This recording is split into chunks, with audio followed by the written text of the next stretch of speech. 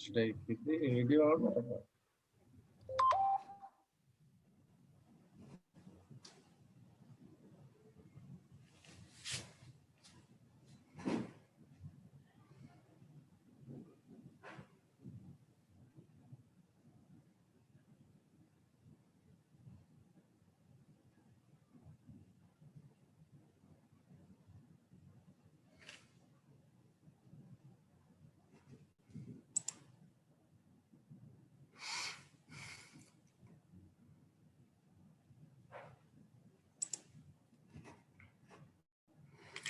Maybe we could start, Valerie, the people who joined us in YouTube as well. So, and for Catherine, we could.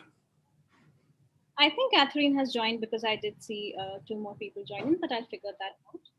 Great. So welcome everybody to this. Yeah, hi. Hi, did I hear somebody?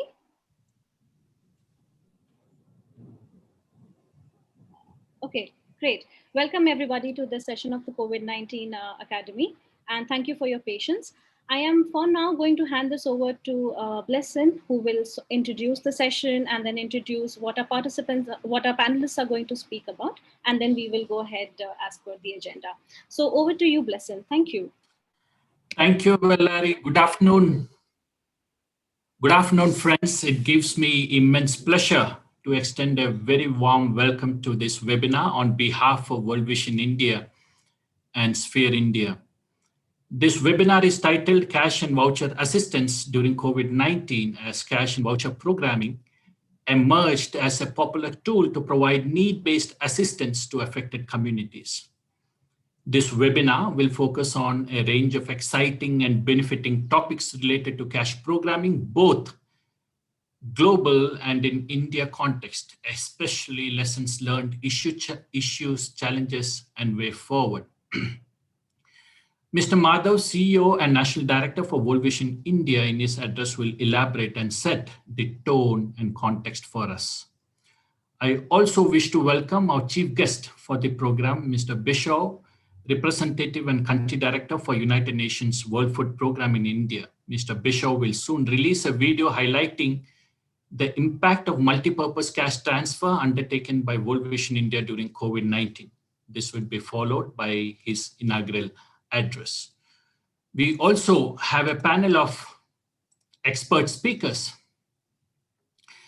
to deliberate on various topics of cash and voucher assistance. Dr. Catherine, Global Director, Cash and Voucher-Based Programming, World Vision International, will enlighten us on the topic Global Cash and Voucher Program Strategy and Integration with Social Protection and Social Accountability, followed by Mr. Baswa, International Expert on CVA, will share his experience on humanitarian cash transfer and social protection in multi-hazard Indian context. Thereafter, we will have Mr. Aftab, the global lead on cash and voucher assistance for Plan International, will share a few critical lessons from Asia Pacific region on cash and voucher assistance in COVID-19. We are also fortunate to have Mr. Tapan, Regional Program Officer, South Asia, ECO, to share donor perspective and coordination for CVA. And finally, Ms. Jennifer, Program Manager, Sphere India, will briefly discuss on the growing portfolio of CVA in India, challenges and opportunities. Mr. Joe Moon, Group Director, Operations for World Vision India, will conclude the webinar detailing way forward and will extend vote of thanks. So we've got a very eventful, very charged up webinar. Welcome everyone again. Over to Valerie to moderate the session. Thank you so much. Thank you so much, Blessin. I'm Valerie and I'm from Sphere India. It gives me immense pleasure to welcome Mr. Madhav, who will be setting the context for this particular session. He's the CEO and National Director of World Vision India, as Blessin just mentioned, and he has over 25 years of experience in designing and delivering turnaround strategies for businesses and organizations. He has previously worked in top management roles in Varun Group, Accor Hotels India, Bank of Scotland, and Scottish Power in the UK. I now welcome Mr. Madhav to please set the context for this session. Thank you. Thank you, Valerie. Thank you, Blessin, and all the eminent panelists who are joined with me in this program. And what a pleasure it is to share my opening remarks on this wonderful event. And particularly cash and voucher assistance. And in World Vision India, we call that as a cash and voucher program, and is playing a very vital role in the humanitarian assistance. And in the last 4 years, the global volume of a cash transfer program has doubled. And in 2019, it accounted for 17.9 or approximately about 18% of the total international humanitarian aid, and which is a very, very staggering number to consider. And COVID pandemic has actually further accelerated this process. And this particular cash voucher assistance is going to play as a vital tool in making sure that the humanitarian assistance in the hands of the beneficiary would not only help the beneficiary themselves, but also spur the economy and the local economy. And there are various ways in which the humanitarian aid can be seen. One can be seen from the lens of just a benefit transfer in terms of a particular commodity or rations and so on and so forth. But cash and voucher program is going to not only impact the beneficiary, but also it respects the beneficiary's choice and decision-making capacity, and thereby also giving a kind of a dignity to the beneficiary. And as COVID has impacted in many ways our humanitarian response, CVA is going to play a vital role in ensuring that those who are affected by the pandemic and those who have pulled down into the poverty line would have the right assistance received with dignity and also enabling the economy to grow. And according to one of the studies I could see coming from Azim Premji's university, and approximately about 230 million people would have been pulled back into the poverty due to the pandemic. And that is considering approximately $5 a day basis. But if you consider other studies like Pew's study, where they have estimated close to about 40 to 50 million people pulling into the poverty. And while cash and voucher assistance is going to provide the necessary impetus to them to rebuild their lives, and this has to be systematized and process driven. And while the rations and supply of rations have their merit, but CVA has particularly, it adds value in the supply chain. And while eliminating the supply chain value leakages, CVA is able to provide that much more value to the money that we are giving to the beneficiary. And I think that is very crucial purely from not only from a humanitarian aid point of view, but also from the economic point of view. Because a cash today is more valuable than a cash tomorrow is one of the most prominent economic bedrock principle. So that means that we are countering the inflationary issues as well through our kind of a CVA program. Through World Vision, we are able to reach through this our COVID response. We have reached close to about 220,000 households and approximately about 1 million people through our cash and voucher program during the pandemic in the last 1 year. And that is something that we are able to do it with the help of various volunteers and our staff. And that is going forward is going to be our response in future. And with the ongoing pandemic, humanitarian response has only gotten more complex. And the only way that we can deal with this complexity in the humanitarian aid in this pandemic is to come up with more and more innovative ways on how we can take advantage of this CVA. Through this kind of event, I hope and the like-minded people coming together, the NGOs and various aid agencies coming together to brainstorm to see how and we can take a maximum value out of these cash and voucher assistance program as such. And I'm happy to note that the like-minded agencies are all coming together, and I hope that today's session will bring out much more and better collaborations, and also ensure that effectiveness of the CVA in the days to come. Thank you very much. Thank you so much, Mr. Madhav, for especially bringing out the various lenses through which we can look at cash and voucher programming and how it adds to humanitarian aid as well as an economic point of view. With that, I would like to welcome our chief guest for today, who is Mr. Voucher Parajuli. He took office as United Nations World Food Programme representative and country director to India on 1st September 2019. He brings 35 years of distinguished experiences in development, humanitarian affairs, diplomacy, fundraising, and management in over 10 countries in Asia, Middle East, and Africa, including WFP headquarters in Rome. We are very honored to have you with us today, sir, and we would like to invite you for the release of the video. And would it be okay if I share the video from my side, sir? Please, go ahead. Yeah, sure. I'm just going to do that in a second. Okay, great. I hope my screen is visible to all, and I'm going to press the play button now and release the video. Please, thank you. Lockdown का समय जब पड़ा तो हमें बहुत परेशानी आ गई। उधर मेरी बड़ी बेटी बीमार हो गई, उसको बता दिया कि पेट में गांठ है कि 9 महीने इसका इलाज चलना है। हमारी कम्युनिटी में ये समस्या थी कि लोगों के पास उस समय काम नहीं था। लॉकडाउन के समय में बहुत परेशानी थी, लोगों के पास खाने के लिए नहीं कुछ था। लॉकडाउन के पहले हमारा बेटा कमाता था और जब से लॉकडाउन लग गया बेटे का भी काम छूट गया। तो अभी लॉकडाउन में बहुत ही ज़्यादा दिक्कत हो गई थी, हमको खाने पीने की परेशानियाँ हो गई थी।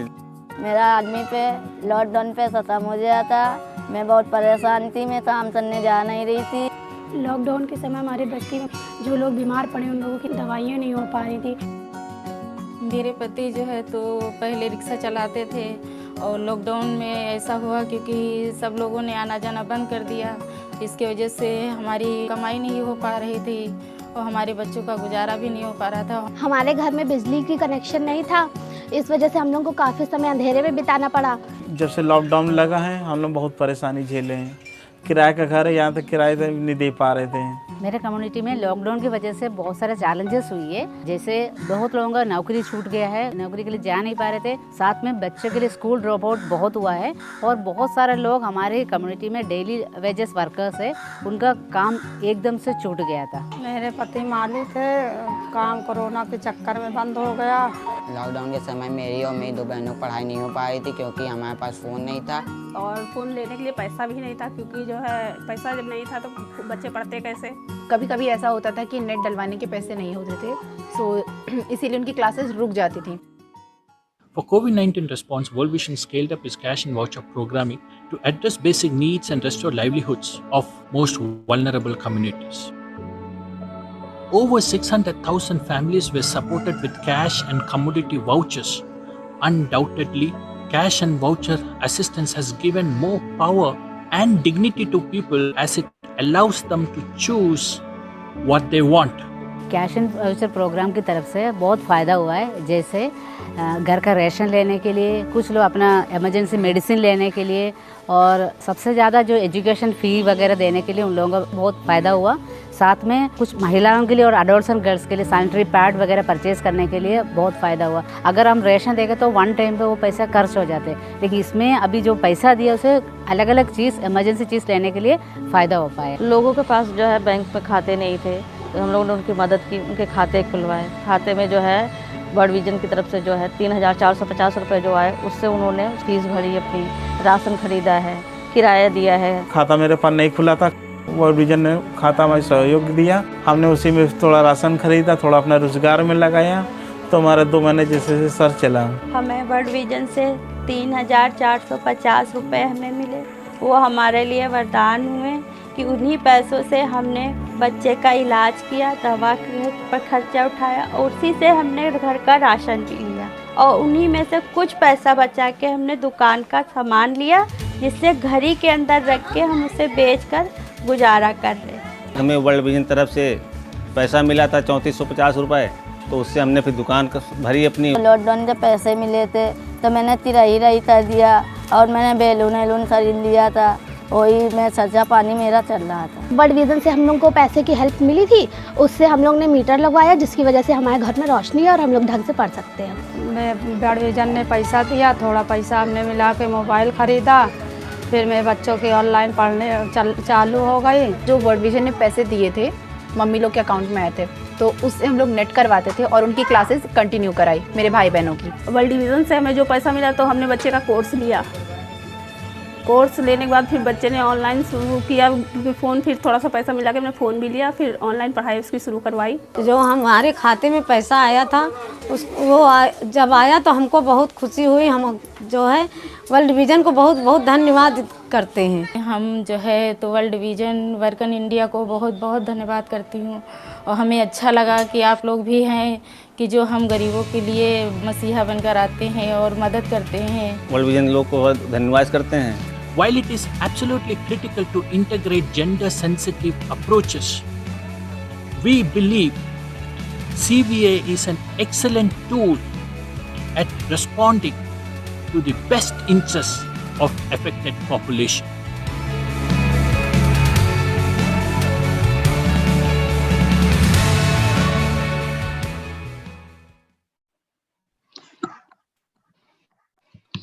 That was absolutely amazing. Over to Mr. Voucher for his inaugural address now. Hello, good afternoon to everyone. First of all, thank you very much for inviting me to join you. Big appreciation to World Vision. I'm associated with World Vision for the last 20 plus years across many countries. So it's always a pleasure to join World Vision in its various efforts. So thank you very much, Madhavji and Blessamji, for inviting me. I want to say warm greetings to all the participants. You know, probably why me in this conversation? I will tell you there is a good link to it. World Food Program has been a leader on cash and voucher issues globally. In fact, the World Food Program, which was started in 1961, purely using food as a development and humanitarian tool, now in 2020 covers 40% of his 8 billion resources in cash. So you can imagine, we made a big shift to use cash, but in early 2000, and we made a target that we will reach to around 40%, and we have. Now, what is important in this context is, I think the video highlights, it gives a very flexible approach to the beneficiaries. It also provides an element of dignity to people in terms of what they want to use it for, etc. It can also help to diversify intake of food item by buying fruits, vegetable, other issues, and help improve on nutrition. And overall, it helps support economic, local economy. But what is also important to understand is to set an objective of the cash transfer program, of what voucher program. What is the key objective of these humanitarian or development effort? Because if it is in a situation where there is a supply is limited and where there is a high level of inflation on food items, cash sometime today we give certain amount of cash, tomorrow it will worth half the value. So therefore, in that situation, food plays a very important role rather than a cash. So therefore, identifying the clear objective is important. Number two, the mechanism to deliver these cash. We heard in this video, the cash was directly transferred to accounts of individual. There is a direct, no in between, and also the chances of security and losses as minimum. WFP engages globally for a direct transfer of cash through a telephone system or a bank transfer, or even a voucher targeted to the amount, the value amount, through mobile money or even debit card or physical bank notes as well. My own experience on this was in Yemen. We used to physically take hundreds of thousands of bank notes to distribute to the people in the remotest area. But of course, given the country context and terrain and lack of IT system, we have no other option than that. So therefore, the platform available to deliver the supply chain element of the cash transfer is an important factor. The other important issue to note is, India has one of the largest food-based safety net program, the public distribution program, the midday meal program, as well as integrated child development program. In the context of a public distribution program, there is a food transfer. The reason of the food transfer is there is a procurement program of buying food from the farmers, so helping also the economy from or protection from the farmer's point of view, and then therefore using also that what you have as a surplus to support the general population. So there are these elements of, combination of economic policies and agricultural policy, and then the support program. They also play an important factor in deciding at the national scale. But on a broader humanitarian program, increasingly, and also thanks to the support from donors, in particular, I heard that Tapanji is here from ECHO. ECHO, European Union, is a real champion in promoting cash transfer from early years. Now the USAID, although they were one of the major supporter of the food program, direct food, they're also increasingly giving cash because it also helps to reduce the cost and timely responses. In fact, to the extent that WFP now, in certain country situation, foresees or anticipates the future emergency and provides cash transfer to the people, so it prepares them to respond earlier on. So therefore, reducing suffering, and also the unanticipated preparedness can help reduce the transactional cost and accesses, because if there is a flood and disasters, cut off, connection cut down, it becomes much easier by advance providing cash support, and then and the target beneficiary already accessing the humanitarian need. Indeed, with the cash access, we heard about a lot of example in this video about paying from phone bill to buying medicine to because I understand these are lots of urban beneficiary being interviewed. I've seen personally myself in situation in Zimbabwe, for example. We had cash program there as a part of UN support, including World Food Program. and people also buy seeds, and they also sometimes create a little bit of assets. So it helps them to really be flexible and provide that options.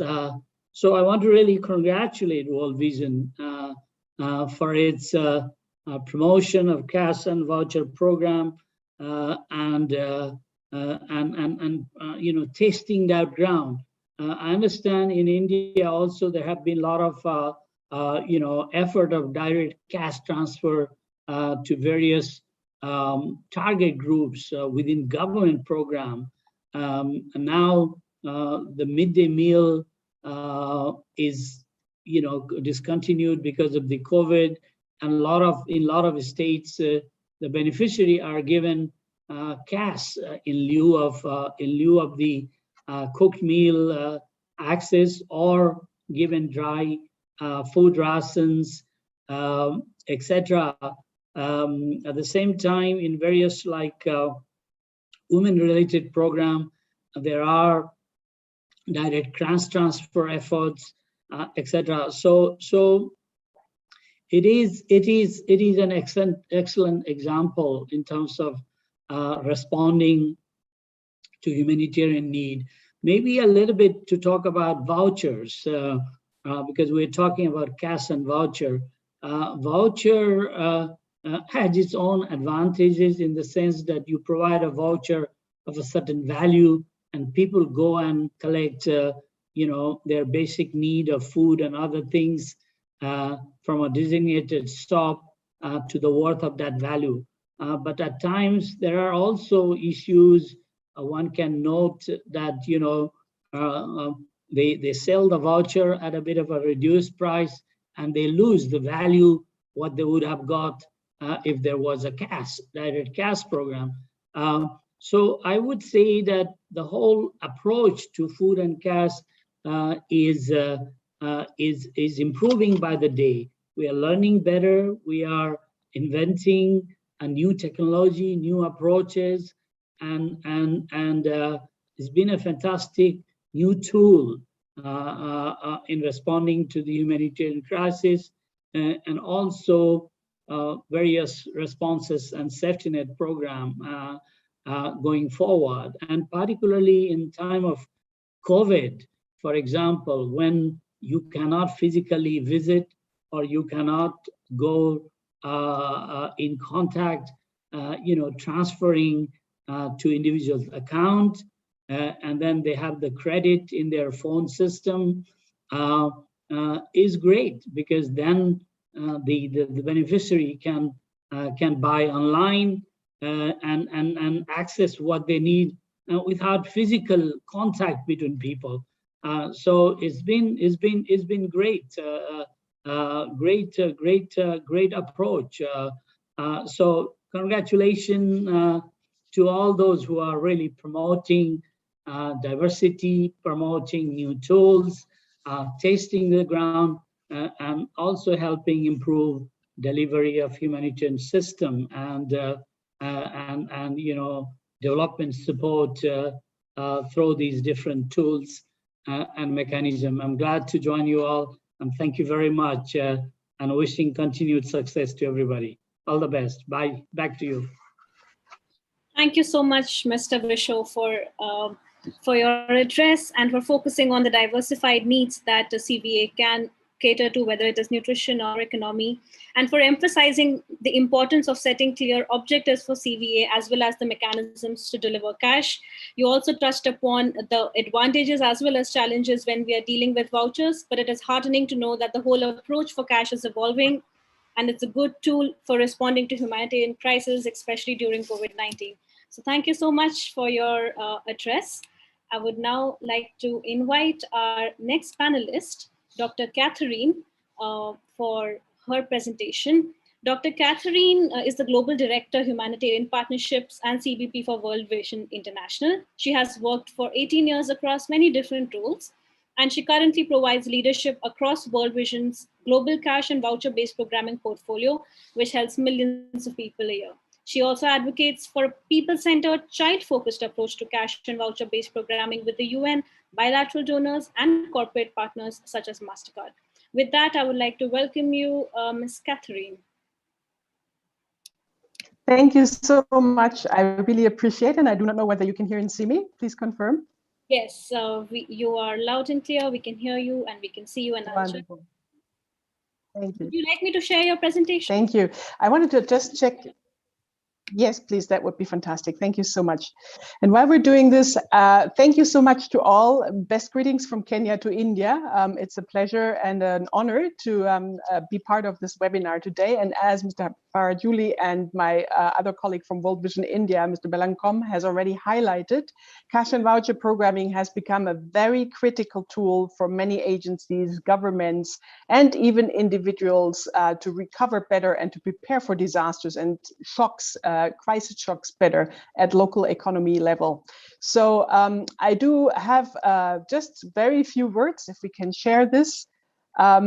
Yeah, we in World Vision have actually, together with the World Food Programme, actually implemented for many years now cash and voucher transfer programming in humanitarian contexts. And one of the key areas we've really seen critical is that more and more tailored needs assessment market analysis is essential. However, 5 years ago at the World Humanitarian Summit, World Vision actually committed to deliver up to 50% of its humanitarian disaster management portfolio via cash and voucher transfers. In our last year, in our financial year, we delivered 39% of our humanitarian disaster management portfolio to communities as cash or voucher transfer.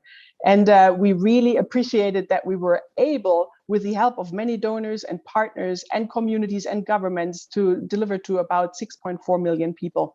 Among our key partners is the World Food Programme, but also the EU and ECHO. What we've seen is amazing is that 71% of the beneficiaries that receive cash and voucher assistance via World Vision actually are in so-called fragile contexts. So conflict-ridden places like Somalia, South Sudan, Venezuela, as well as places in Asia Pacific, for example, Bangladesh.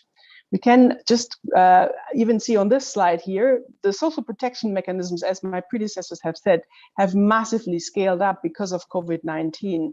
And we have seen that governments have really stepped up using this tool of cash or voucher assistance significantly more.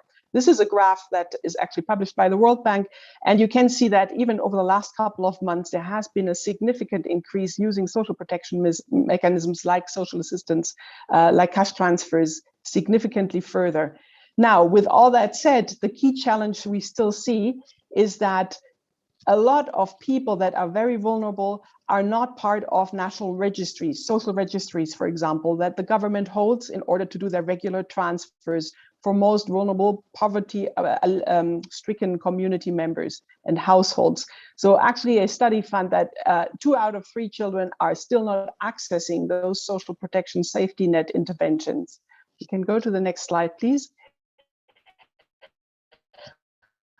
With this, when we developed, we looked at the key need to link cash transfers that are humanitarian in nature, and we call it cash voucher programming, to actual longer-term government-led social safety interventions.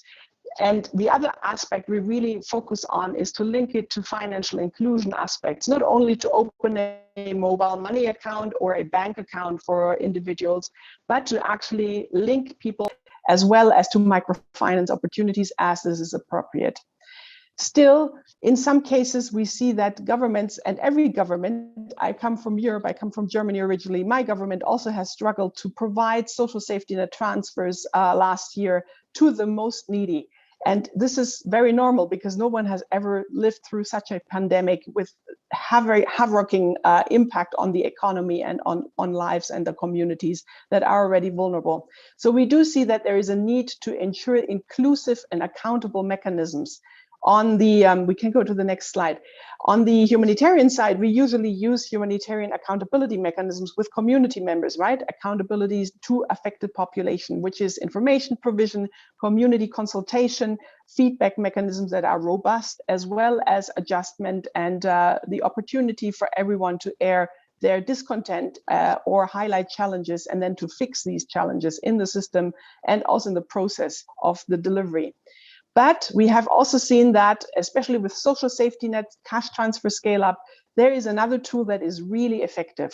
In World Vision, in our development work, we have used for many years what we call citizen voice and action, which is basically a social accountability approach which engages community members with local authorities and national authorities like government entities, Ministry of Social Welfare, whoever is relevant for the delivery of social protection transfers, in a way that is constructive, that highlights what the key gaps are, that highlights also what key areas of service provision may need some improvement, and also really targets and highlights who is actually excluded at this point, who would be eligible and who should be included and referred to the government mechanism.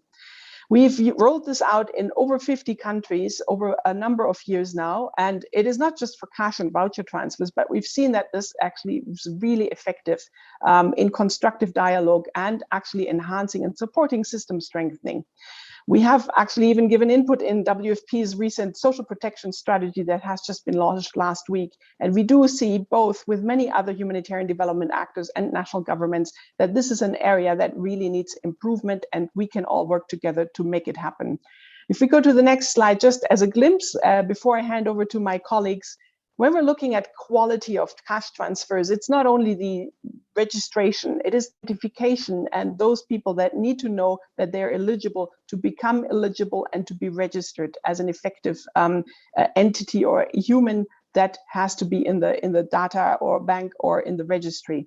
And we see that in Bangladesh, where we actually supported through a funded program, the government, which had the FPRA, which was a longer-term social safety net with multiple dock-on points and transfer assistance to most vulnerable beneficiaries.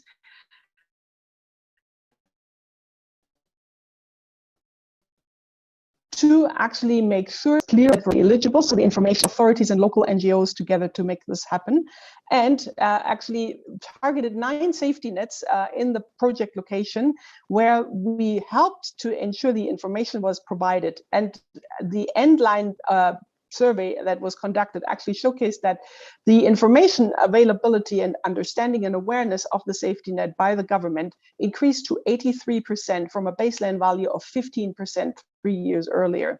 84% were more satisfied with the access to information, and initially that was just 57%. And what was really empowering for the communities that were vulnerable and didn't know that they were actually eligible to access the government safety net transfers, it was strengthened to 74%, this equitable access to the safety net provision, compared to 5% at the beginning of the study. So 3 years prior, many fewer people were aware that they can actually be eligible and enroll in the government safety net transfer program. In Bangladesh, last year, we really ensured working closely with the government so that there would not be any duplication of people that are in the social registry by the government receiving COVID-19 response scale-up transfers and humanitarian transfers from World Vision. So we can work hand in hand, and I do think we all together have understood that cash and voucher is a very powerful tool. It may not always be appropriate. Sometimes, as my colleague from WFP highlighted, in-kind is appropriate, but where we see that cash and voucher is relevant and feasible, and people would like to prefer to have that assistance, we can link it with social safety nets, and we can make stronger quality service provision happen, and we can ensure that there is complementary services that are really to the benefit of the most vulnerable, preparing for more resilience building. Thank you so much, and over to you, Blessing. And thank you, Valerie. Thank you so much, Catherine, for your talk. It was interesting to know about the social protection measures like social assistance and cash transfers, which have increased during COVID-19, especially with the example of a few more countries, and the importance of inclusive and accountable mechanisms, especially citizens' voice as a social accountability approach. And it was also important to note that where CVA is preferable, it is very important to link it to social safety nets. With that, I would like to invite our next panelist. Just give me a second. Sorry. I would like to invite our next panelist, Mr. Bhaswar Banerjee, who is a humanitarian program management and cash and market-based programming specialist. He has 16 years of operation and strategic humanitarian response experience in Asia and Africa. starting from the 2004 Indian Asian tsunami. He has extensive experience of working in complex humanitarian responses in conflict and natural disaster contexts like South Sudan humanitarian response, Horn of Africa drought response in Somalia region of Ethiopia, Nepal earthquake response, humanitarian responses, and Myanmar and India. With that, I would like to invite you, Mr. Banerjee, for your talk. Thank you. Thank you very much, and it's my pleasure that I'm part of this webinar. My name is Bhashwar, and I was associated with World Vision International as cash and market advisor for Asia Pacific. That was my last assignment. Let me share my screen here. Today I'm going to cover the humanitarian cash transfer and the social protection. Okay, yeah. So let me switch off my video.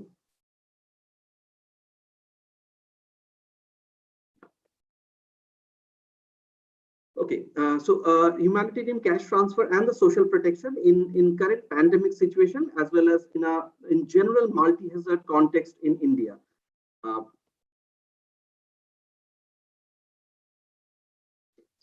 Yes. So to start with, I thought to start with the basic taxonomy of the social protection. If we see the social protection, this is two broad component: non-contributory, contributory.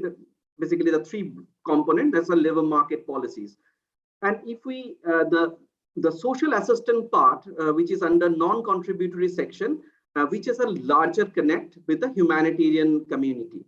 And if we go more specifically, the first two things, like the social transfer and the public works program, that has a much bigger connect with the cash and voucher or the cash voucher market-based programming, where the humanitarian community as well as the social protection community, they work mostly in a similar approach. Like we do cash transfer, we do voucher intervention, we do in-kind transfer, as well as there are some cash for work, food for work kind of component.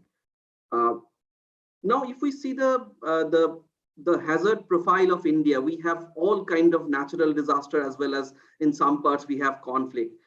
See, like the earthquake, flood, cyclone, and we have been responding with the cash and voucher program. I think if I remember correctly, that was tsunami was the first time when cash and voucher program got that substantial scale up from tsunami, and from 2012 onwards, that was very much part of our any humanitarian sudden onset humanitarian response in India. But that was mostly in the form of unconditional cash or some kind of conditional cash, and it was very much limited to the one-off assistance. Like sometimes it was intended to achieve the immediate need of the community. At the same time, or in some parts, I mean, we use this cash and voucher program in the recovery or the early recovery program. But somehow we fail to connect with the longer term social protections, financial inclusion programming with this initial humanitarian cash and voucher approach. On the other hand, India has a lot of very strong social protection program like NREGA. You can say there are a lot of this pension scheme, National Disability Pension Scheme, and many other robust social protection program. And many of those social protection program is getting delivered through cash and voucher modality. And some are also, I mean, we need to be very clear that cash and voucher, when we talk about cash and voucher, it's a modality, just like in-kind assistance. It's not an objective in itself. So many of the cash social protection program is getting delivered by using cash and voucher, and some are getting delivered through using in-kind. And similarly with the humanitarian program, like some we deliver through in-kind assistance and some the cash and voucher. So somehow this current COVID created that opportunity for this two community, humanitarian and the development social protection people, to work more closely, to interact more closely, to achieve the goal of saving lives of the people, livelihood of the people. see in current COVID pandemics, we lost almost 3.8 lakh people. Then because of the lockdown, our economic loss was almost around 26 billion USD by 2020. I got it some figure in some of the report, which gave us, not only India, other countries to work closely, to scale up the social protection program as a job response, as an immediate response to that humanitarian crisis. So if we see the objectives of the humanitarian and the social protection, it has a very, very similar objective. Like if we say in the humanitarian, if it is if it is saving people's life, on the other hand, the social protection objective would be the protect people through life course. Then alleviate suffering. On the other hand, social protection says protect from poverty. When we talk about the addressing basic need, the humanitarian objective, the social protection objectives talked about the supporting livelihood. So there are very strong similarity, but this still we are still very much disconnected. And cash and voucher is coming up is one of the greatest enabler to fix that gap and to bridge that gap and to bring this development and humanitarian community together, and we have been talking about this humanitarian and development program should come together for a long time, and maybe this is the opportunity we got, and we are doing it. We are capitalizing it quite extensively and quite efficiently. See here in the down we have mentioned, like we in the humanitarian program we work in saving life. We use a lot of cash and voucher program to meet immediate need. Then we also work in the recovery program to address like livelihood need, to recover their livelihood, their well-being. But somehow, in earlier days, we somehow failed to connect that further link with the larger social protection programming or building the community resilience into that. And at the same time, the social protection program somehow not strategically thought about to make it a more shock responsive. Catherine was mentioning was about this thing with a very recent scenario. So this one is the initial picture that was taken from a real-time review report of World Bank. See, like when the COVID, initial stage of the pandemic, like in early March 2020, around 45 countries was having like 103 or 100 numbers of different social protection programming.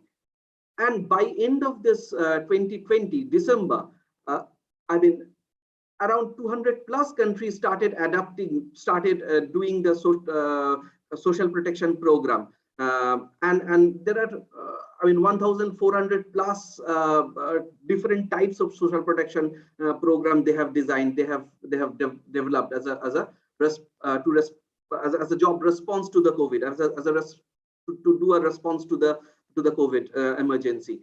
And many of this, the composition of the social protection, when I saw the initial taxonomy, we saw that there are three major building blocks, like major component, like social assistance, social insurance, and the labor market.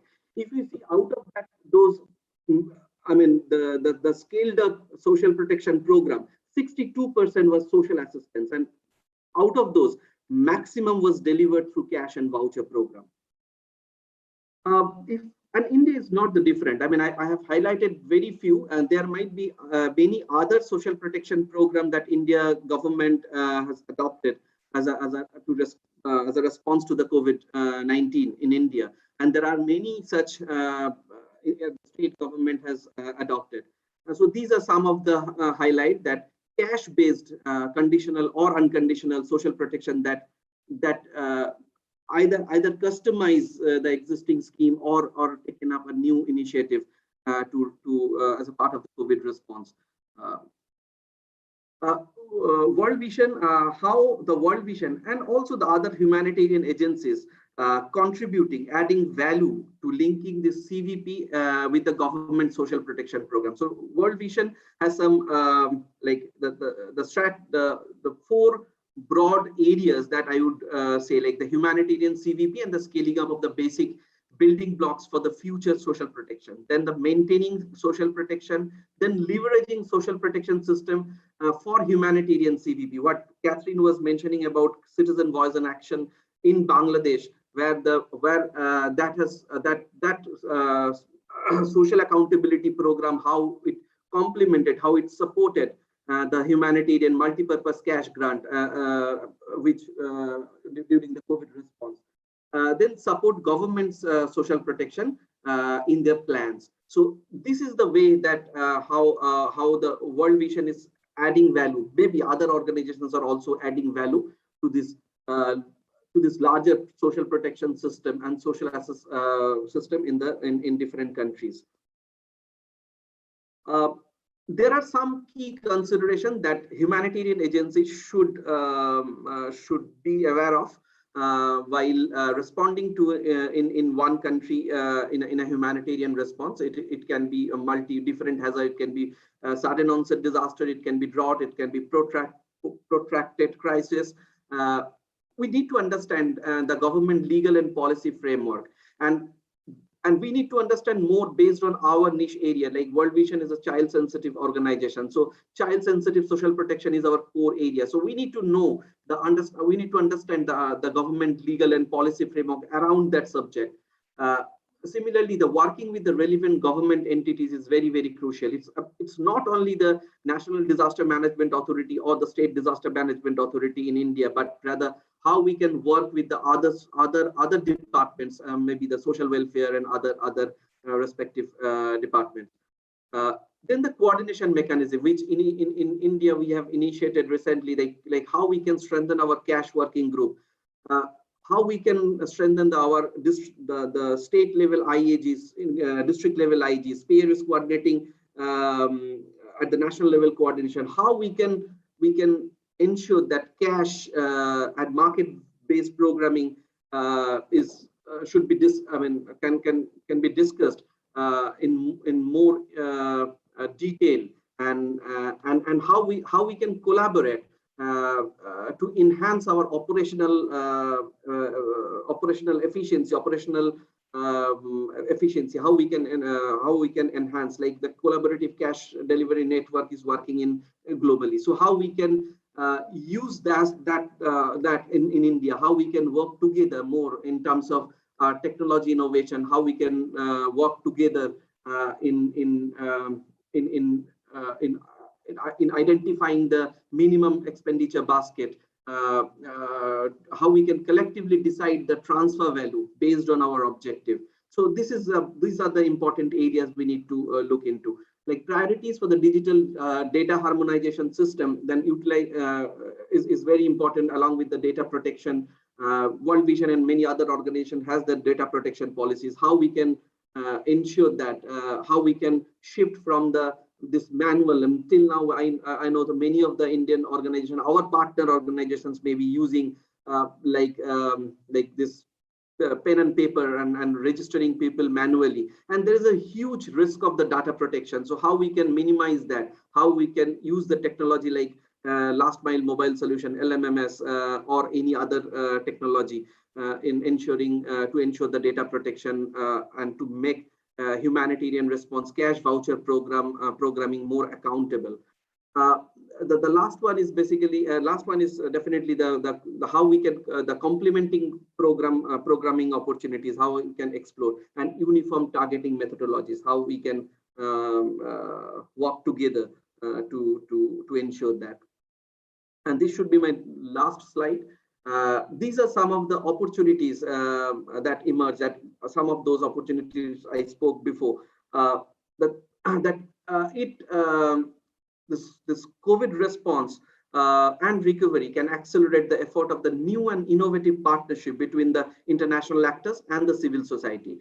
Then it can address the long-standing cash coordination challenge at regional level or at the country level. Maybe in the country like India can be at the state level.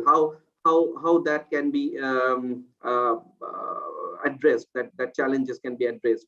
Then the collaboration between social protection and humanitarian CVA practitioners at the global level, at country level, at even the organization level, how frequently we are interacting, how frequently we are assessing, designing the program, evaluating, monitoring our program is very, very important. Then the COVID-19 responses, there's a shift that gives a shift from the remote and digital channels. Like we are, I mean, the use of the digital technology has increased, that forced us to use the digital technologies, mobile money, so that how we can continue further doing that, how we can adapt ourselves with this new normal and continue with this kind of approach. And the last one is how we can do a better market analysis. See, not necessarily always we have to do the cash-based intervention. How we are analyzing, how we are assessing the market to decide on whether we'll go for the cash voucher programming, or we'll go in kind through in kind, or how we can support the market system rather just end up doing our humanitarian cash transfer as one of assistance. So that's all from my side. This is the World Vision, this cash roadmap, which Catherine already explained. Thank you very much for listening to me. And I don't know, I mean, maybe we can have a question answer now, or maybe later on after the session. So thank you very much. Over to Blesson and Valerie. Thank you. Thank you, Mr. Voucher, for that wonderful presentation. It was, and I mean, personally for me also, it was very interesting to note about the taxonomy of social protection instruments, and especially the distinction between non-contributory and contributory programs, and the hazard profile versus social assistance programming in India.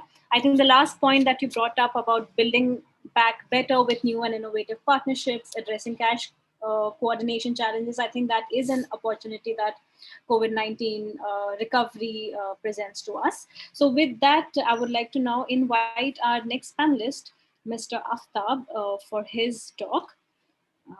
Mr. Aftab is the global lead on cash and voucher assistance at Plan International. In his 18 years of career, Mr. Alam has responded to some of the biggest emergencies and conflicts and specializes in cash-based programs.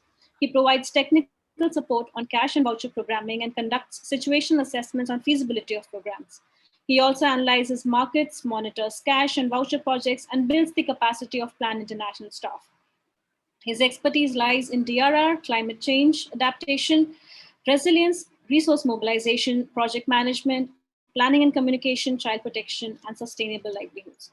With that, I would like to welcome you, Mr. Aftab. Just give me a moment to share my screen with your presentation.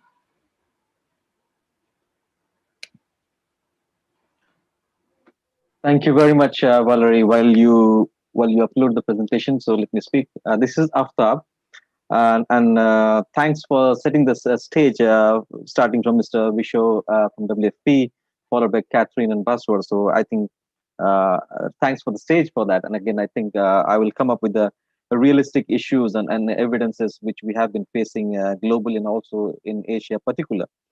And to start with, COVID-19 response, to be honest, I had never stayed at home more than 6 weeks, and I'm at home since March 7th.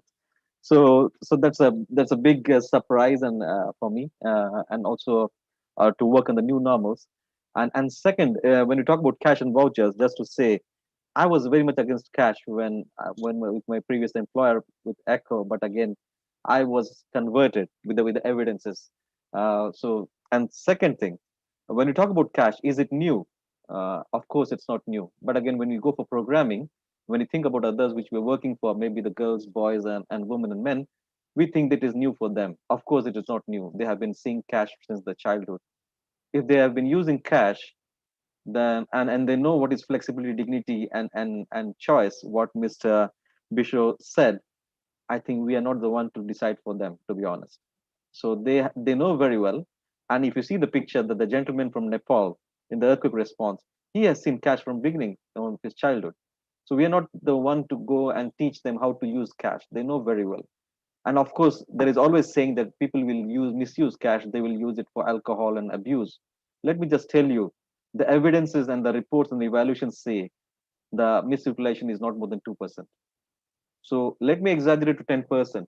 If it is 10% is misutilization, but still 90% is positivity success. So why are we worried for the 2% or 10%? We can work more on the programming side and monitoring side, improving the monitoring, and we can reduce from 10% to 1% or maybe almost 0.01%. That is possible and that is feasible. And that's where we come in. And that is our USP, that how we best utilize our skills to improve on the programming prospect, and also how best the cash or voucher assistance as a modality to achieve different sectoral outcomes. Let me give you an example. We use cash in our own personal life. We use cash for our food. We use cash for our renting. We use cash for medical supplies. We use cash for our protections, like maybe the medical health policies. I think these are all contributing to different sectors, like food security is shelter, rent is shelter, medical is health, and protection is social protection maybe. And I think these are all catering to our own lives. And when we go for people which you're working for, maybe the vulnerable girls, like Plan International works for largely for children and girls and including the gender aspects. I think these are all contributing to different aspects. And it was a very good video which I picked up from the World Vision. I think cash was given as an unconditional multi-purpose, and people use it for different reasons, different purposes. Maybe someone used for phone credit, someone used for food, someone used for buying a phone to include the studies. So I think that's a very good example and demonstration, like how cash is used by the people, and normally we use it in our own lives as well. Let us go to the second slide, Valerie. This COVID-19 has seen a large use of cash thanks to the different governments. If you see I've mentioned the developed nations, to be honest, just to think about this in a bit of a perspective in COVID. And when you say Singapore, Hong Kong, Latin America, US, and agencies like us, or maybe World Vision as well, and Hong Kong used at least provided $200 Hong Kong dollars to people, irrespective of the job, they lost the job or not. Singapore also gave cash. Latin America, they were quite ahead. They are quite ahead in the social protection, and again, they provided cash as well. And US, I think they provided $1,600 to per person per capita, irrespective of the job lost or not. So I think you can see that there was a paradigm shift, and as Baswar mentioned in his presentation, close to 200 countries, they reactivated their social protection mechanisms just to provide support to the people, including in India and also in the subcontinent in different countries as well. Bangladesh, Catherine mentioned about Bangladesh, where governments try to reactivate the social protection mechanisms, and also in collaboration with the humanitarian agencies, and to bridge that gap. Coming to the second point, adaptation, because this is linked to the funding landscape, which Mr. Bisho mentioned, linked upon the donors. There was also a bit of a challenge when the funding landscape was in between. And if you see the global HRP, humanitarian response plan, which was around $9 billion, but it was only partially funded, that is 40%. That means there was a gap of 60% net. Where do we get the cash from, or where do we get the funding from? So that's why there was an adaptation. There were ongoing programs where from different donors, different grants were running at different pace. So those were adapted or restructured or repurposed, and that was the best utilization or optimum utilization of our existing resources. And that's how most of the agencies, including us and World Vision, they went ahead with this, so that we can reach to the most vulnerable in the shortest possible time, and changing the modality from maybe in-kind to the cash and voucher assistance. Third point is vulnerability. There has, if you see, how do we define vulnerability? Of course, it is debatable, but now with the COVID-19, maybe there is more debate now. Let me take the names of the high-profile people who were affected by COVID-19. Maybe the former U.S. President, Donald Trump, Mr. Donald Trump, the current Prime Minister of UK, Mr. Boris Johnson, the President of Brazil, Mr. Bolsonaro. They were all affected by COVID-19. Just a few take examples. Were they really vulnerable under the context of poverty, or maybe were they vulnerable in the socioeconomic profile? No. So which means this COVID-19 virus or the coronavirus, which you say, it doesn't have any biasness towards the poverty or any socio-economic status. It can impact anyone and everyone. So we are not the one that, okay, maybe we have taken protection, maybe we have taken vaccinations, we might be safe. I think that's where comes the vulnerability, and each and every person is vulnerable, and we need to go for the appropriate COVID-19 behavior, and that's what it came into existence, and it is still going on, and how long it will go, we don't know. Increased technological use, I think my other panel members covered a lot. There has been an increase in the technological use, but I will be focusing more in the lessons learned, how there has been a digital divide as well. But certainly, if you see if you see the children, they had never seen this screen study like from the laptops or from the phones, but they have been studying from the laptops or phones since almost 18 months now, and they don't know what is school. They have forgotten. And if you see their new normal, I always get surprised when they sit in front of the screen. They just wear something which is visible to the screen only, maybe the shirts, and the shorts are different. So which means people are trying to adapt to the technological use, and also sometimes maybe abusing a bit. But what about the major population which do not access to the technological use? Couple of days ago, I was listening to the news in India, like in Delhi especially, only 2% of the students had access to digital use to continue the studies. That means either people had no telephones or what do you say, Android phones to continue with the classes. If they had phones, maybe it was the old model one with the buttons. And even if they had the Android phone, the parent was trying to take it for the livelihood. So that means the children who were there, at least 98%, they were devoid of the studies, and they have lost the studies now.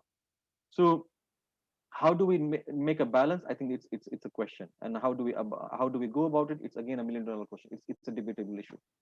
Social protection, yes, of course, as we have seen in different presentations now by Voucher and Catherine, there has been increase, and of course the transfer value from the social protection might not be high, but again, at least there has been some backup from the government side or from the agencies who have been working on this, and this is the future actually. Means if we are not aligning ourselves to the social protection, I think we'll have a big issue, big challenge.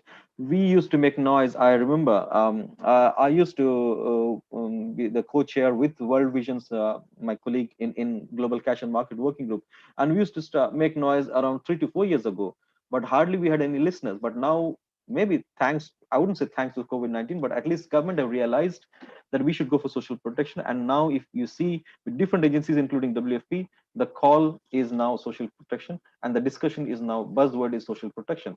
I think it's high time. We had programs, but now we have to optimally utilize those social protection mechanisms, not only for the common people, but also for the people who are in the refugee context. Let me give you an example. Like, I've been working for Sri Lankan refugees with my previous employer for 9 years, and that was the first time in India we got access to 13 social protection programs from Sri Lankan refugees. But now, I was speaking to my UNHCR colleague in India, they have now got access to 33 social protection programs funded by government of India and meant for Sri Lankan refugees. And same thing is happening other parts of the world, and the advocacy is going on for the Syrian refugees in Egypt, in Jordan, in Lebanon as well.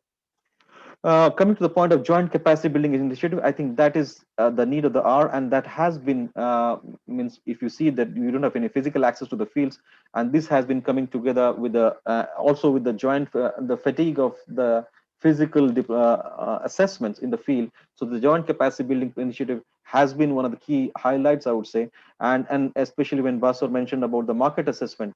And market assessment needs the physical assessment. But again, in the COVID-19 context, we can't go out. How do we go about it? Maybe how to conduct remote market assessment. Financial service provider, how do we identify without going into the field? And this is what we developed as plan in collaboration with CALP. The different, we came up with the micro courses, like how do we do or conduct market assessment in the remote context? How do we do conduct market financial service provider assessment in the remote context? And then it is linked to the monitoring, feedback, and accountability, which we are accountable for each and every euro or dollar we have been using it. We go to the next slide. A few key lessons learned. Aftab, yeah. If I may also request you to be a little brief with the slides since we're running a little short. Sure. And again, this is an opportunity within a crisis, I would say. Means now government has gone to a welfare concept from the initial support concept. I think if you see the different governments in different countries, they are now providing social protection programs, and we access them on a proper assessment and proper appropriate schemes. And as I mentioned about the remote programming, I'm not going to repeat that. Digital device, yes, there are, as I mentioned, only 2% of the children in India have access to digital literacy. But again, this is again an advocacy which is ongoing, and we need to invest more and more on this. Resources, technical resources, because we had all resources for physical day-to-day play.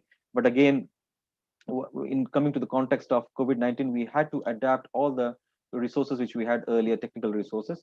And the funding landscape, as I mentioned earlier, funding landscape was really a challenge, because the donors also who were providing support to us, they were also affected.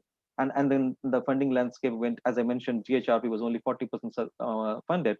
So there was a clear gap of 70 to 60%.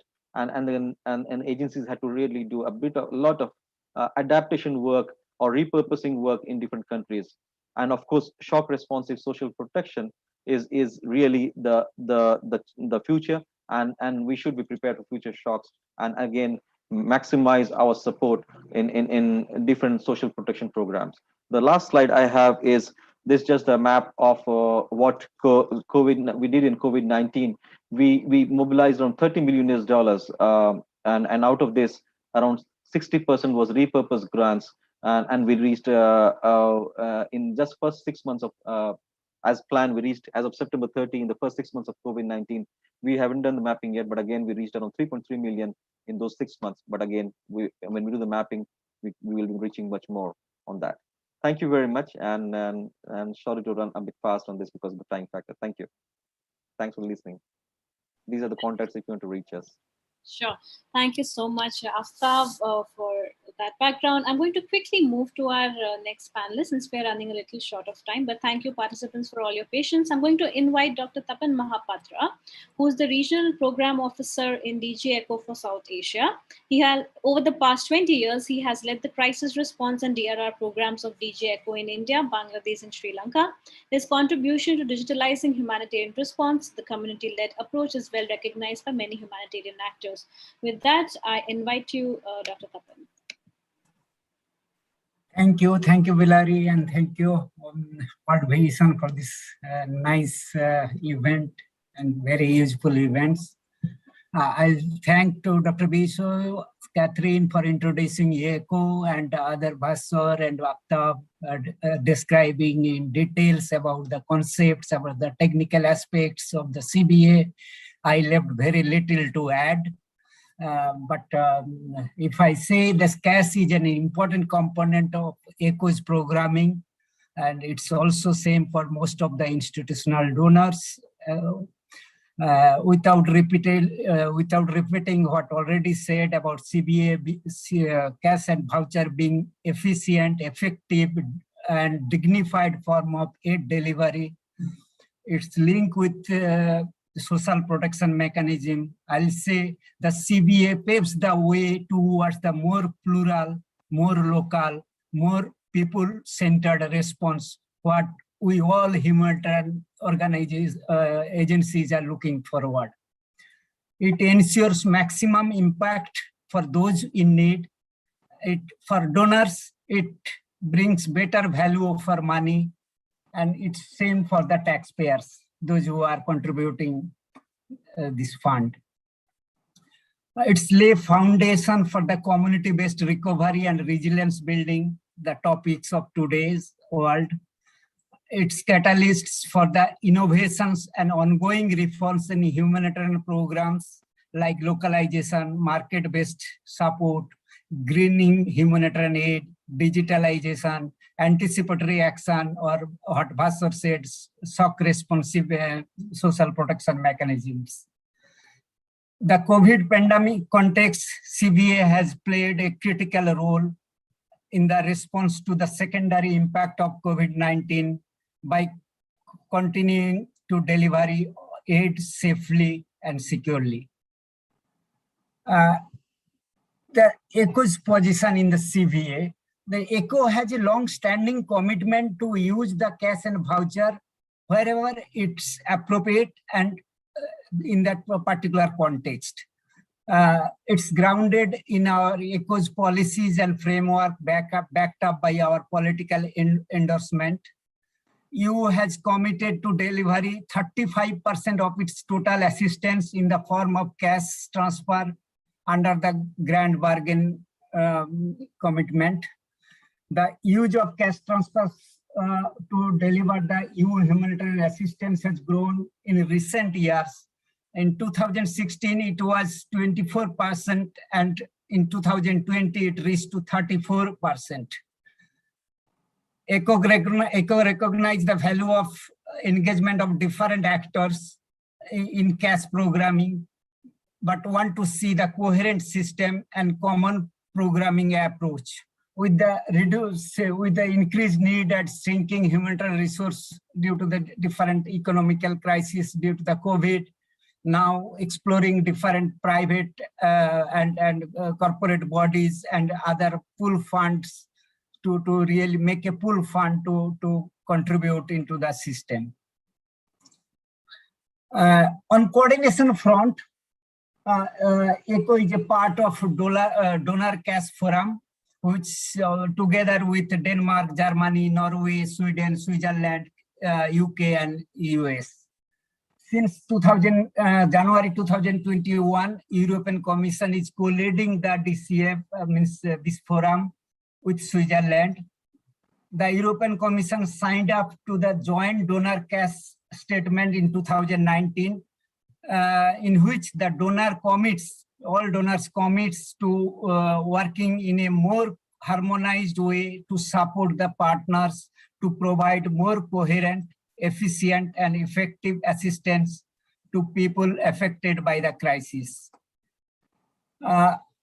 ECO, if you see the modality, what we were speaking, this like Voucher was saying, conditional, unconditional, or cash or in-kind modalities. ECO doesn't recommend anything. It's depend upon the contextual factors.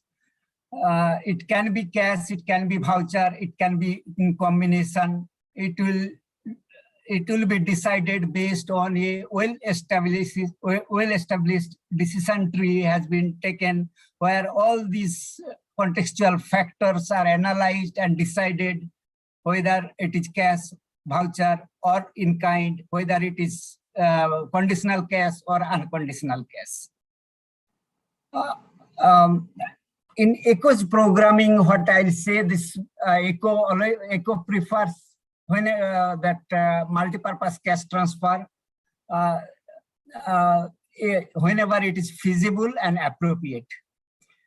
A harmonized cash transfer program approach and monitoring system we expect. This is related to cash preparedness, what Voucher said in details, and also Aftab raised, that's equally. That we need a commonly agreed, jointly agreed procedures and agreements are in place before the crisis occurs, so that agency can quickly jump into taking into these procedures and agreements and make the program harmonized. We need a greater coordination between actors to assess the needs, what Sphere India is doing very well, and there is a need to translate this into a single monetary value, which is MEB, what Voucher said repeatedly, clearly articulated. ECO should follow the do no harm. ECO partners should follow the do no harm principles. The issue of the digital safety has been already talked. I'll also say the protection issues, particularly the safety, dignity, and preferences of the beneficiaries, particularly women, has to be in the taken into consideration. In India, there is also some protection issues because we transfer the bank, then we forget it. In the bank, there are agents who takes all this information of the beneficiaries. They also take out some of the money what you have transferred to the beneficiaries. So these protection issues has to be taken, and actually what you are transferring in bank for the beneficiary and ultimately what beneficiary is getting, it is not the same.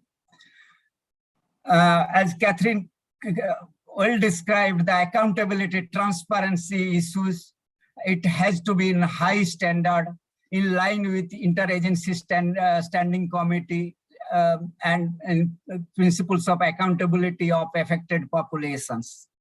And last, I'll say that any program in ECHO has to follow the well-articulated policies and guidance note given in our website.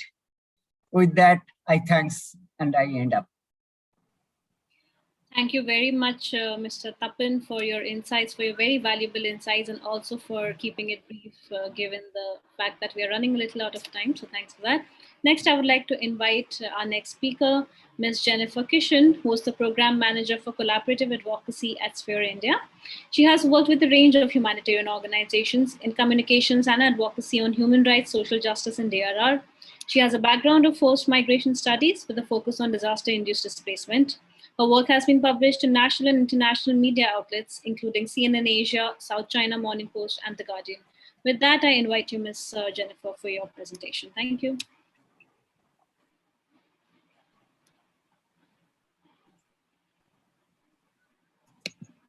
Jennifer?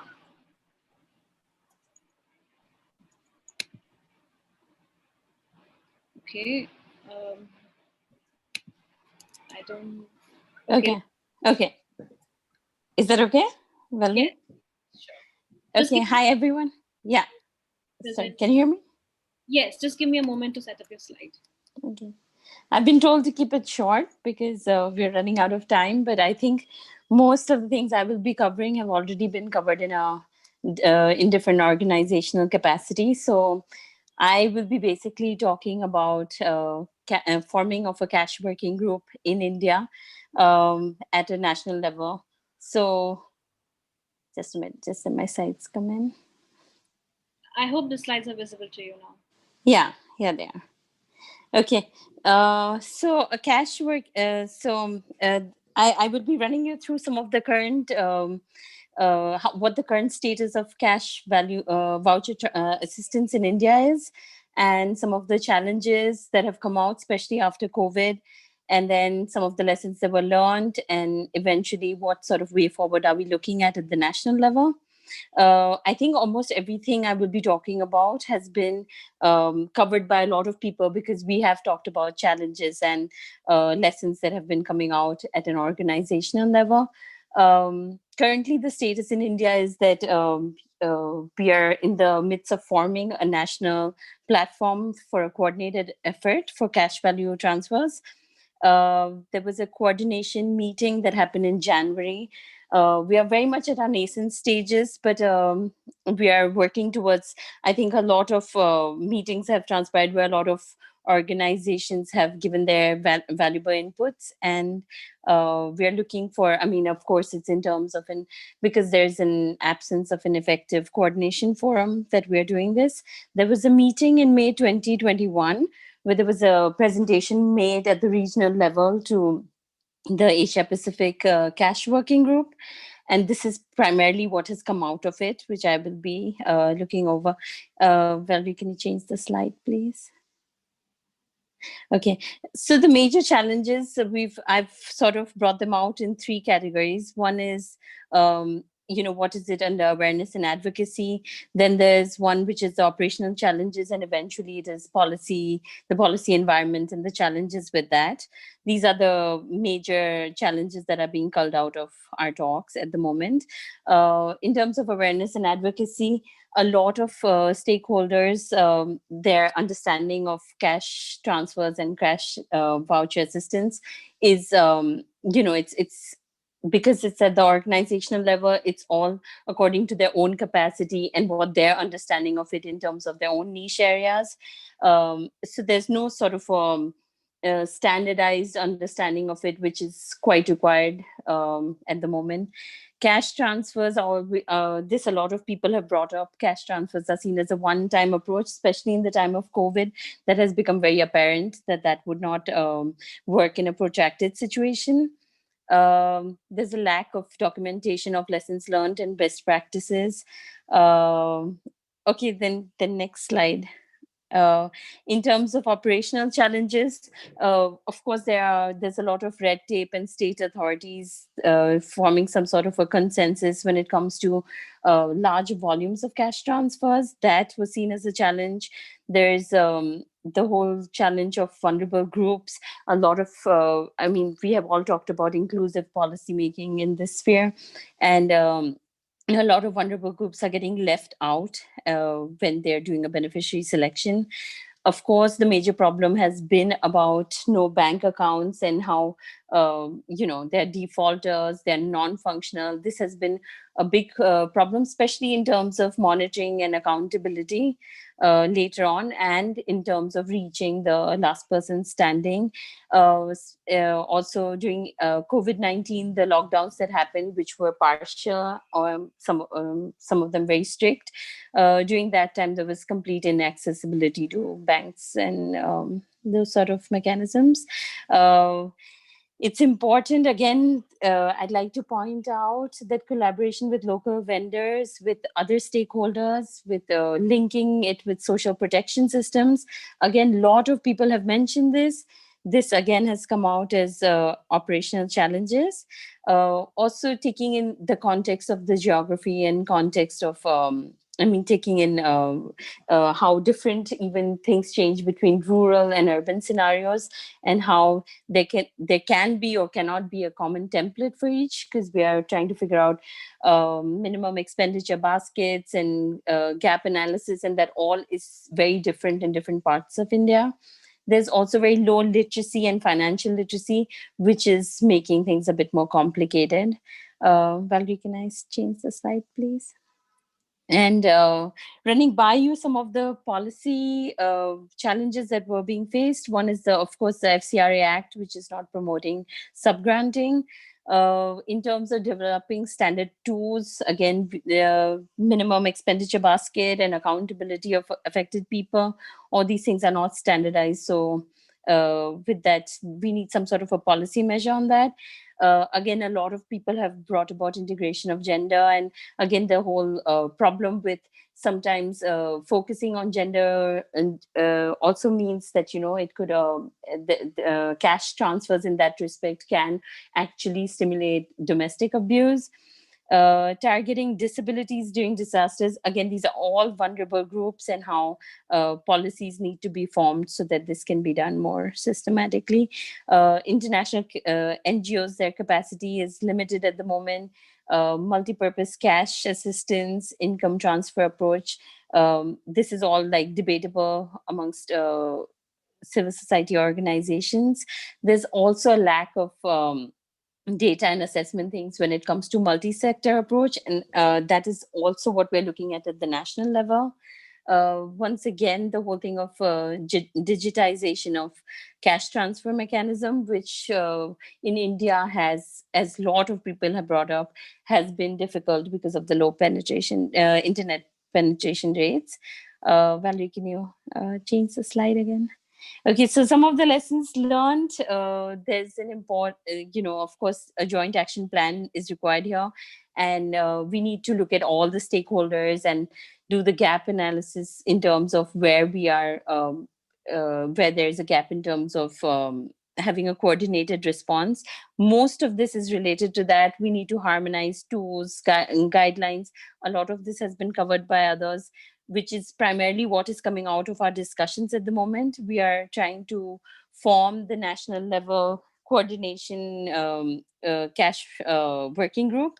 And these are all things that people have covered in quite detail here. I would not want to run by all of them, but mostly it is about a lack of a coordination platform at the national level, which then, would also have a state level response, and how to do it at the district levels, and sort of set up sort of accountability mechanisms, which gives good checks and balances in this respect, especially in the case of cash transfers. Valerie, if you could change the slide. Sorry, there's just a lot of stuff. I'm trying to keep it under 5 minutes, as I've been told. So opportunities ahead. Basically, right now it is about private sector engagement. We are talking about district administration coordination, finalizing cash working group TORs so that our objectives and deliverables are clear.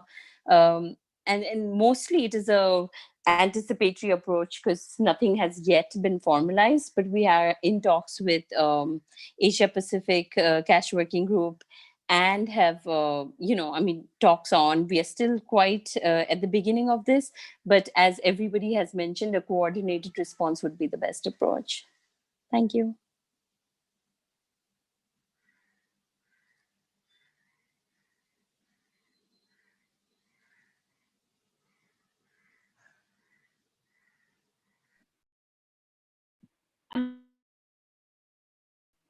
I think I was going on and my microphone was muted.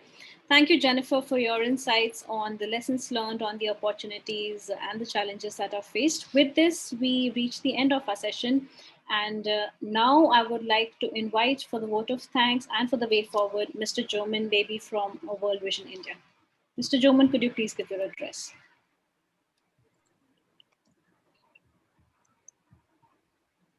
Yeah.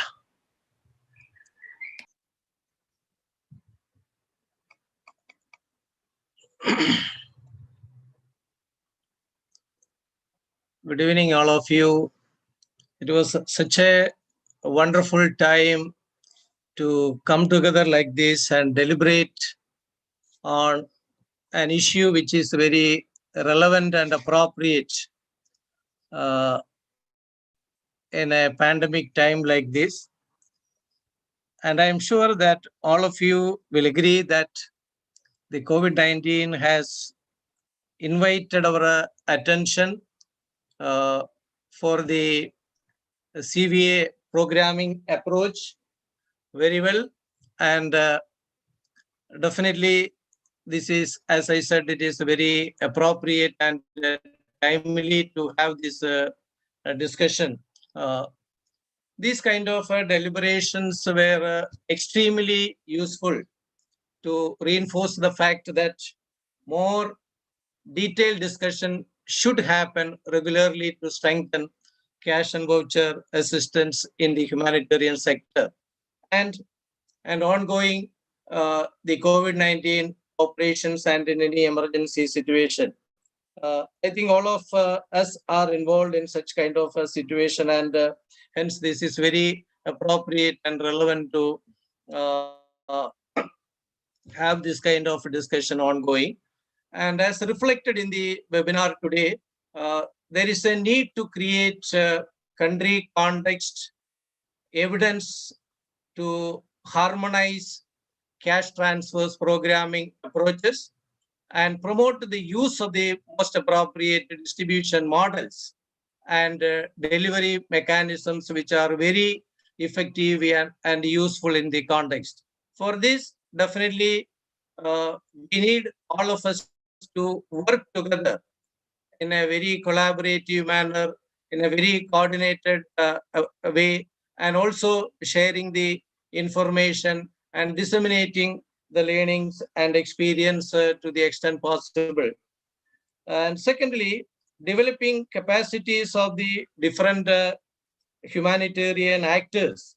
It can be government, NGOs, private sectors, and various other networks on cash and market-based programming, which is very critical for a rapid scale-up of our response and disseminating it to the at all levels. And humanitarian agencies definitely should continue to share cash transfer as we discussed and deliberate the cash transfer programming and emerging issues through advocacy and also lobbying with others and taking efforts to influence the key stakeholders and various policy and decision makers, especially exploring contextual linkages between the cash voucher assistance and integration with the social protection and social accountability, as some of you have mentioned, it is very critical.